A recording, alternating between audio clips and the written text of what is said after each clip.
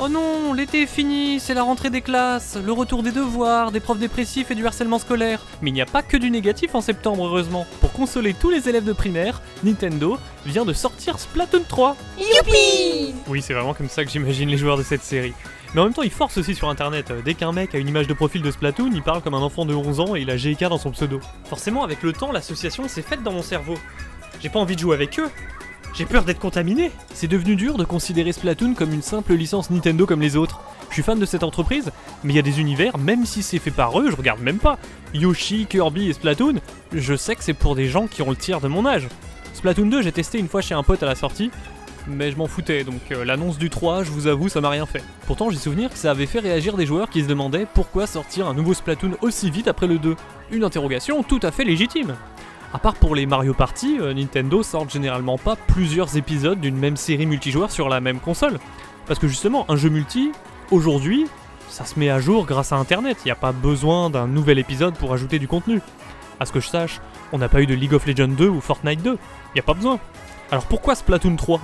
Parce que Nintendo sur console ils sont à part, ils vendent pas de cosmétiques, leurs jeux ont pas de microtransactions, alors qu'ils se feraient des millions s'ils en ajoutaient sur Animal Crossing. Mais non, pour l'instant, ils se respectent. Tu payes ton jeu, une fois que tu l'achètes, et après, ils te laissent tranquille. Bon, parfois il y a un Season Pass qui vient faire coucou, mais sinon c'est propre. Seulement, quand tu fais du propre, bah tu génères pas d'argent supplémentaire après la vente. Un jeu comme Splatoon 2, il allait pas être mis à jour pendant 10 ans vu que c'est pas un free-to-play. La seule façon pour Nintendo de conserver son modèle économique vieillot, mais réglo, c'est de sortir des nouveaux jeux à acheter. Et franchement, Splatoon 3 sort 5 ans après le 2. Une demi-décennie quand même, alors que seulement 2 années séparaient Splatoon 1 de Splatoon 2. Donc même si je m'en fous complètement de Splatoon 3, je suis très content qu'il sorte. Ne serait-ce que pour la symbolique de voir Nintendo tourner le dos à la tendance free-to-play qui domine le genre du jeu vidéo compétitif. Mais moi je ne joue pas à des jeux multijoueurs en ligne, je suis un solitaire. Je préfère découvrir 12 univers grâce à 12 jeux différents, que je peux finir en 12 heures, plutôt que de passer 600 heures sur un même jeu. Or, c'est l'objectif des jeux multi de te garder happé.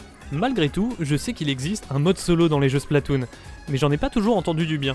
Je lisais souvent que Splatoon était avant tout un jeu multi, et qu'on y avait greffé une sorte de solo tuto pour apprendre le gameplay plutôt qu'une vraie aventure en solitaire bien designée à la Nintendo, qui se suffirait à elle-même pour découvrir un nouvel univers. Mais je n'ai que faire des on-dit, je me fais mon propre avis. Enfin, ça dépend le prix. Et dans cette catégorie, on fait difficilement moins cher que Splatoon 1, que j'ai récupéré dans un lot l'an dernier pour une bouchée de pain. Je partais avec l'idée de tester, mais finalement, j'y suis resté. Et même si j'ai pas zoné le multi, le solo, je l'ai bouffé, et dans son intégralité. L'occasion pour moi de profiter de la sortie de Splatoon 3 pour faire un partage d'expérience. Le mode solo du tout premier Splatoon sur Wii U est toujours intéressant à découvrir en 2022. Et si, même sans être un joueur de Splatoon, vous hésitiez à tester la série après tout le matraquage publicitaire sur Splatoon 3, je ne peux que vous conseiller ce premier épisode. Parce que si vous avez déjà suivi mes sages conseils dans le passé, vous avez certainement déjà une Wii U. Et ça tombe bien, ça vous donnera une occasion d'y rejouer. Le mode solo de Splatoon 1 est une succession de niveaux qui s'enchaînent dans lesquels tu vas trouver des éléments de jeu de tir, de plateforme et même de réflexion. Le fait qu'il puisse cocher toutes ces cases, c'est grâce à son gameplay riche qui offre pas mal de possibilités, notamment dans les déplacements. Je vais commencer par ça. Quand dans un jeu c'est déjà agréable de se déplacer, une bonne partie du travail est fait. Dans Splatoon, t'es sale, tu asperges tout. Et c'est kiffant parce qu'on te demande pas nécessairement la même précision que dans un jeu de tir traditionnel. Viser à côté, ça repeint quand même le sol. Et quand le sol est de ta couleur, tu peux te transformer en calamar pour nager dedans et gagner un bon boost de vitesse. C'est trop une bonne idée. Tu peux grimper des murs comme ça, sauter de plateforme en plateforme. Et je vous assure que c'est bien plus satisfaisant manette en main qu'en vidéo. Enfin je veux dire Wii U Gamepad en main. Le feeling des tirs est bien rendu grâce aux vibrations. Il n'y avait pas encore de HD Rumble, mais c'est quand même convaincant sur le Gamepad. Il est trop bien exploité d'ailleurs, enfin surtout le gyroscope. Il est au cœur de l'expérience Splatoon. Et après un mini temps d'adaptation, c'est ce qui permet au jeu d'être aussi précis et aussi speed. J'insiste sur la vitesse. Au début, je m'ennuyais un peu sur le jeu parce que j'y jouais comme un Mario. Je tuais tous les ennemis, je fouillais de fond en comble tous les niveaux pour rien rater. Mais non, j'étais débile. Y a pas d'étoiles ou de pièces cachées. Splatoon, il est fait pour foncer sans se poser de questions sur le premier chemin que tu vois. C'est en passant ton cerveau en mode speedrunner que tu vas prendre le plus de plaisir sur ce mode solo. Tu verras que ça s'enchaîne trop bien, que c'est rythmé et bien designé. Là, j'ai retrouvé la patte Nintendo, dans des niveaux qui, au fur et à mesure, exploitent de nouvelles façons d'utiliser la peinture. Ça me rappellerait presque Mario Sunshine, mais aussi dans les boss trop fun avec plusieurs phases. C'est fou, c'est presque leur marque de fabrique à Nintendo de faire des boss créatifs.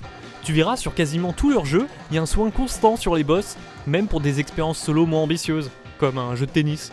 Ils réussissent à exploser ce qui se fait dans quasiment tous les autres jeux vidéo en termes de boss. Splatoon 1 ne déroge pas à la règle, et pour un soi-disant mode solo bricolé, il explose un paquet de gros jeux solo qui se prennent au sérieux.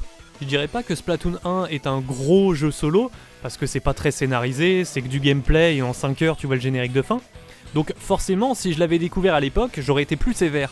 Je m'imagine en 2015, les éditeurs tiers ont abandonné la Wii U, Nintendo peuvent compter que sur eux-mêmes, on sait pas quand sort Zelda Breath of the Wild, donc j'attends Nintendo au tournant à chaque sortie.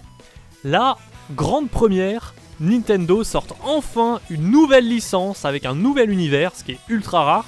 Donc si je lâche 60€, que je joue pas en multi et que le mode solo je l'ai fini en une après-midi, ouais je l'ai mauvaise. Mais 7 ans plus tard, curieux de découvrir des jeux Wii U que j'ai pas connus et qui coûtent aujourd'hui moins de 10€ d'occasion. Je suis très content que Splatoon 1 s'étende pas en longueur à recycler les mêmes idées pour gonfler la durée de vie, comme l'auraient fait des studios occidentaux qui pensent que ça va leur faire gagner 10 points sur Metacritic. Non, Splatoon 1, il est très bien comme il est. Et à lui seul, il m'a rendu curieux des épisodes suivants, qui je sais ont des modes solo encore plus travaillés. Mais c'est pour ça que c'est bien de commencer par le 1, ça te permettra de savoir si le gameplay épuré peut te plaire déjà. Et à partir de là, ce sera d'autant plus kiffant d'enchaîner avec ces suites et de voir ce qu'elles ont ajouté. Parce que si tu fais l'inverse, jouer à Splatoon 1 alors que t'as déjà fait l'octo-expansion de Splatoon 2, alors ça sera sûrement pas aussi marquant. Mais c'est mon expérience que je voulais partager, celle d'un joueur qui découvre la série avec le premier épisode, qui s'attendait à rien, qui découvre une nouvelle licence Nintendo et qui a pas été déçu. Alors si je peux procurer ce même plaisir à d'autres joueurs, je vais pas m'en priver d'en faire une vidéo. Splatoon 1, il a pas du tout vieilli. Je le trouve encore très beau, de la belle HD en 60 fps, des couleurs chatoyantes, de beaux effets visuels, notamment les reflets de lumière sur la peinture fraîche. En 2015, ça devait être fou pour une console Nintendo. Même si Nintendo t'y joue pas vraiment pour les graphismes, plutôt pour leurs idées originales et leurs périphériques de jeu qui permettent une expérience différente de chez la concurrence. Et à ce niveau-là, avec Splatoon on est servi. Le gamepad est trop confortable sur ce jeu, vu que t'as les pouces sur les sticks et les index sur les gâchettes. C'est un des rares jeux Wii U où le gamepad se tient trop bien. L'écran tactile on s'en tape comme d'hab, y a que la map, mais le mix entre les contrôles traditionnels et le gyroscope est trop efficace. C'est pas comme sur Wii où on t'imposait souvent la détection de mouvement alors que ça aurait été plus précisant. Donc Splatoon 1, entre le fait que ça soit un bon jeu original, une expérience qui exploite bien la Wii U, et enfin la première fois depuis longtemps que Nintendo osait inventer une nouvelle licence AAA, ça en fait déjà symboliquement peut-être le titre le plus important de la Wii U.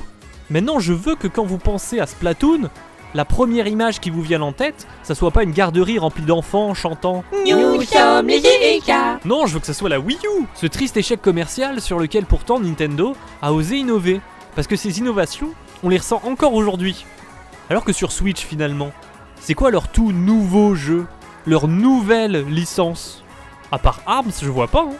Pas sûr qu'on ait un ARMS 3 un jour, contrairement à Splatoon. Donc un peu de respect pour la Wii U et pour Splatoon s'il vous plaît. Quand les titres d'une série multijoueur sont numérotés, ça a tendance à dévaloriser les précédents. Qui parle encore de FIFA 19 ? Personne, et tant mieux. Mais parlons du premier Splatoon. C'est toujours un bon jeu Nintendo. Alors mon petit conseil serait de ne pas se ruer directement sur le 3. En plus, ça va sûrement faire baisser le prix de Splatoon 2, donc ça sera une bonne occasion de se choper le jeu, d'occasion justement, dès les prochains mois. Est-ce que vous avez joué au solo des Splatoon, vous ? C'est lequel le meilleur ? Parce que j'hésite à tester les suivants maintenant. Si vous avez envie d'approfondir vos connaissances sur la Wii U, j'ai fait une playlist qui répertorie toutes mes vidéos sur cette console.